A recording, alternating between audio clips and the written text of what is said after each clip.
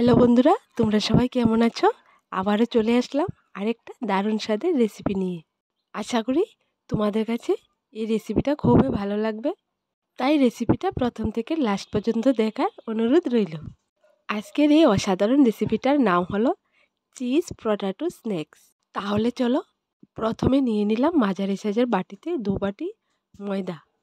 এরপর দিয়ে দেব স্বাদ মতন লবণ আর হাফ চা চামচ কালো জিরে। কালো জিরেটা দিলে এই পটাটো স্ন্যাক্সটা খেতে দারুণ স্বাদ লাগে।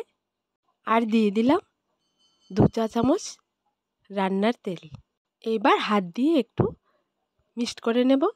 মিক্সড করা হয়ে গেলে অল্প অল্প পরিমাণ পানি দিয়ে একটা রুটির খামির তৈরি করে নেব। যেমন করে আমরা ঘরে রুটি তৈরি করি, ঠিক এরকম খামিরে আমরা তৈরি করে নেব।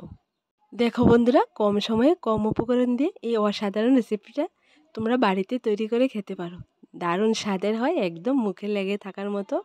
দেখো, রুটি বানানোর খামিরটা রেডি হয়ে গেছে। ঠিক এরকম করে তোমরা রেডি করে নেবে। এখানে আমি খামিরটাকে 6 ভাগে ভাগ করে নিলাম, একদম সমান করে। দেখো, 6টি রুটি বেলে নিলাম। রুটি বেলাটা তো তোমরা জানোই, তাই আমি দেখাইনি, অফ ক্যামেরায় বেলে নিলাম। এখানে পটাটো স্ন্যাক্সটা তৈরি করতে একটাতে 2টো রুটি লাগবে, তাই আমি 6টা রুটি বেলেছি। 3টে পটাটো স্ন্যাক্স তৈরি করব আমি। এখানে নিয়ে নিলাম সেদ্ধ করা আলু 3টে, গাজর কুচি, ধনেপাতা কুচি আর বড় সাইজের একটা পেঁয়াজ কুচি, 4-5টে কাঁচা লঙ্কা কুচি। তোমরা চাইলে এখানে ক্যাপসিকামটাও অ্যাড করতে পারো, আমি এখানে ক্যাপসিকাম দেইনি। ব্রেডক্রাম্ব দিয়ে দিলাম 50 গ্রামের মতো। দিয়ে দিলাম হাফ চা চামচ চাট মশলা। এই স্ন্যাক্সটা চাট মশলা দিয়ে তৈরি করলে খুবই স্বাদ হয়। আর দিয়ে দিলাম হাফ চা চামচ ধনে গুঁড়ো, হাফ চা চামচ জিরে গুঁড়ো, হাফ চা চামচ শুকনো লঙ্কার গুঁড়ো আর পরিমাণ মতো হলুদ গুঁড়ো আর স্বাদ মতন লবণ। এইবার সবগুলো উপকরণ একসঙ্গে ভালো করে মিক্সড করে নেব। দেখো বন্ধুরা, এই রেসিপিটা দারুণ স্বাদের একটা রেসিপি।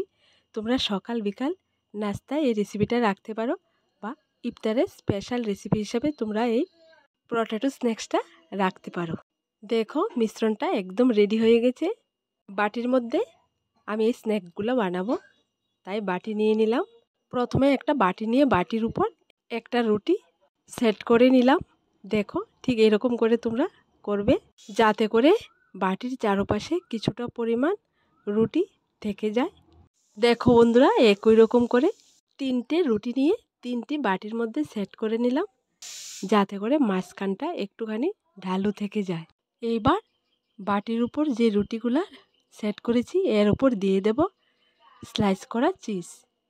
তোমরা চাইলে আরও বেশি পরিমাণে চিজটা দিতে পারো। এইবার আলু আর ভেজিটেবলের যে মিশ্রণটা, এর থেকে কিছুটা পরিমাণ নিয়ে হাত দিয়ে গোল গোল করে চ্যাপটা শেপ দিয়ে নেব। তোমরা হাতের মধ্যে সামান্য পরিমাণ তেল লাগিয়ে নেবে, তাহলে হাতে আর লাগবে না। আমি এক হাতে করে তোমাদের দেখালাম, ঠিক এরকম করে তোমরা বানিয়ে নেবে। দেখো বন্ধুরা, আমি এক হাতে সুন্দর করে তৈরি করে নিলাম। তোমরা 2 হাত দিয়ে তৈরি করে নেবে সামান্য পরিমাণ তেল লাগিয়ে, তাহলে দেখবে খুব সুন্দর করে তৈরি হয়ে যাবে। ঠিক একই রকম করে আমি বাকি 2টো তৈরি করে নেব। সবগুলা তৈরি হওয়ার পর চিজ দেয়া রুটিটার উপর সেট করে নেব। সত্যি বন্ধুরা, তোমাদের আবারও বলছি, এই রেসিপিটা তোমরা বাড়িতে একবার ট্রাই করে দেখবে, খেতে দারুণ দারুণ স্বাদ লাগে। দেখো বন্ধুরা, 3টে বাটির মধ্যে আমি সেট করে নিলাম। দেখো, সেট করা হয়ে গেলে বাটিটার সাইডের অংশে আমি হাত দিয়ে কিছুটা পরিমাণ তেল লাগিয়ে নিলাম। তোমরা চাইলে তেলটা ব্রাশ দিয়েও লাগিয়ে নিতে পারো। ঠিক এইরকম করে আমি 3টে বাটির সাইডে তেল লাগিয়ে নেব। এইবার আরেকটি রুটি নেব, বাটির উপর দিয়ে ঢাকনা দিয়ে দেব। তারপর সুন্দর করে আঙ্গুল দিয়ে চেপে চেপে সাইডগুলো আমি লাগিয়ে নেব। সাইডগুলো লাগানো হয়ে গেলে সাইডের অংশটা আমি ছিঁড়ে নেব। সাইডের অংশটা ভালো করে হাত দিয়ে টিপে টিপে লাগিয়ে নিতে হবে, নয়তো ভিতরের পুরটা বের হয়ে আসবে। দেখো বন্ধুরা, রুটির বাড়তি অংশটা কি সুন্দর করে আমি ছিঁড়ে নিলাম। ঠিক তোমরা একই রকম করে ছিঁড়ে নেবে। আমি ঠিক একই রকম করে 3টে বাটির মধ্যে থাকা রুটির বাহিরের অংশটা ছিঁড়ে নেব। এরপর আমি এক হাতে বাটিটা নিয়ে অন্য হাতে উপর করে বের করে নেব।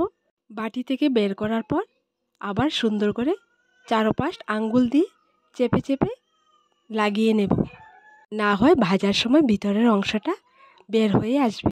দেখো বন্ধুরা, খুব সুন্দর করে আমি 3টাই বানিয়ে নিলাম। এইবার ভেজে নেব। ভাজার জন্য আমি আগে থেকে চুলো একটা প্যানে তেল বসিয়ে রেখেছিলাম। তেলটা গরম হওয়ার পর একটা একটা করে পটেটো স্ন্যাক্সগুলো দিয়ে দেব। হালকা আঁচ উল্টিয়ে পাল্টিয়ে একদম গোল্ডেন ব্রাউন কালার করে ভেজে নেব। দেখো বন্ধুরা, পটেটো স্ন্যাক্সগুলো ভাজা হয়ে গেছে। এবার আমি নামিয়ে নেব। দেখো দেখতে কতটা সুন্দর হয়েছে, একদম ফুলকো ফুলকো।